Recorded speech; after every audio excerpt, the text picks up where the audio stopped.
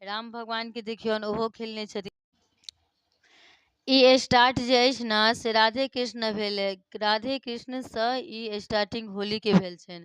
गोखलामे देखबै कतेक बधैया रहै छै, बहुत उत्सव रहै छै। ई एहन होली छै। तऽ काल्हि अछि होलिका दहन। ताहि दुआरे हर इंसानसँ हम इएह कामना करै छी कि सब आदमी अच्छा रहू, स्वच्छ रहू। और स्वच्छके साथ साथ होली जरूर खेलायब। ई नहि कि नहीं खेलायब कि हमर चेहरा पर लागि जायत, एहन कोनो बात नहीं छै।